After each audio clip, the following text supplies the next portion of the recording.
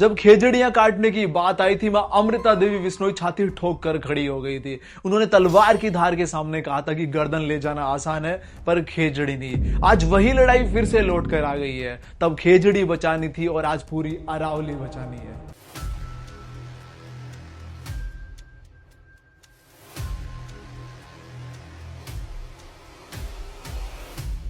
साल 2002 supreme court का ऐतिहासिक फैसला। कोर्ट ने कहा अरावली एक पहाड़ी नहीं, ये एक इकोसिस्टम है।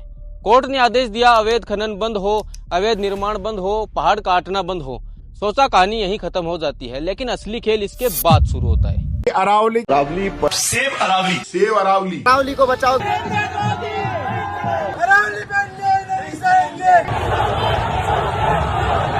अगर मैं आपसे कहूं दिल्ली की हवा, राजस्थान का पानी और आपकी आने वाली पीढ़ियों का भविष्य एक कागज के नोटिफिकेशन से मिटाया जा रहा है। सवाल सिर्फ यही नहीं है कि अरावली को बचाया जाएगा या फिर नहीं। सवाल यह भी है कि आखिर ये किसके इशारे पर हो रहा है। ये कोई सामान्य पर्यावरण कहानी नहीं है। इसमें अरबों का रियल एस्टेट, अवैध खनन, सरकारें, अदालतें और बड़े बड़े कर्मचारी, और इन सब के बीच फंस चुके हैं हम और ये प्रकृति। लेकिन सवाल इससे बड़ा ये है कि हाईकोर्ट ने आखिर ये आदेश जारी ही क्यों किया।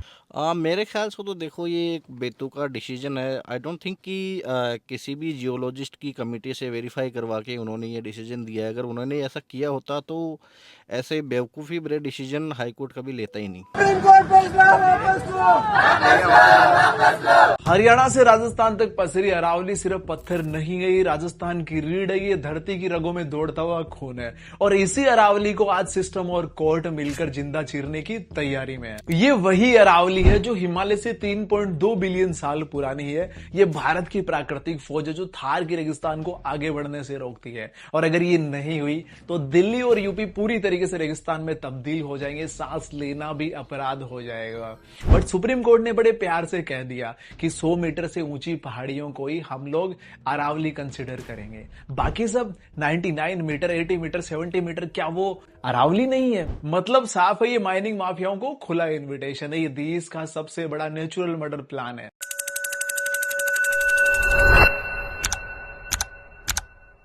पूरी अरावली में लगभग 9% पहाड़ियां हैं, वही 100 मीटर के ऊपर है, यानी अब इन्हें ही अरावली माना जाएगा। बची हुई 91% पहाड़ियां हैं वो इस रूल के बाद कटने को तैयार है। आखिर ये है क्या? न्याय, नियम, कानून या फिर पहाड़ियों का सामूहिक नरसंहार?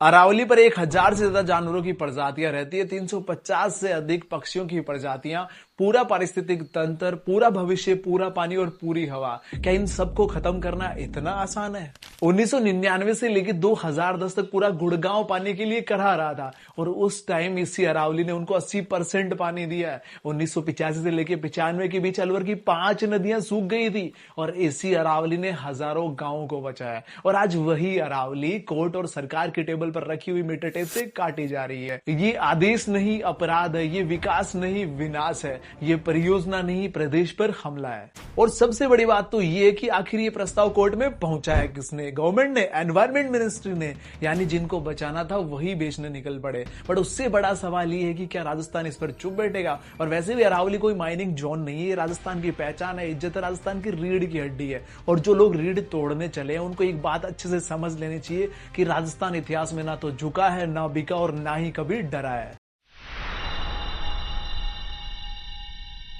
ये लड़ाई सिर्फ पहाड़ों की नहीं है, ये लड़ाई है हवा की, पानी की और आपके आने वाली पीढ़ियों की। फैसला कोर्ट लेगी, लेकिन मेरा सवाल आपसे है, अगर अरावली नहीं बची तो क्या आप अपने आप को बचा पाएंगे? खेजड़ी के मायने थी अमृता देवी, भूल गया था राजस्थान यारो बलिदान। जो तोल कोणी ठाके देखो जन गण मन, उमे नाम कोणी माँ को कदे होया ना गुलाम लागे आदेश थको माने माननी पड़ोगो, पण थाने थोड़ो इतिहास जाननी पड़ोगो। खाली पर्वती कोणी माँ को घर है यो, ईसु पहली माँ को माँ तो काटनी पड़ोगो। माँ की बोली ने ते आज ताई मान्यता ही कुणी, घना साल होया माने करता अपील। अरावली ने तोड़बा को फैसलो जो आयो हाय, तोड़ गयो सारे राजस्थानिया को दिल। याद होगो थाने राजस्थानिया को बैर, माटी मारी मात और घर मारा पेड़। हिम्मत जो होवे तो हटाओ एक भाटो मावी मूछ मुंडवा दे जना मुड़िया थका पैर। ए याद रख दो।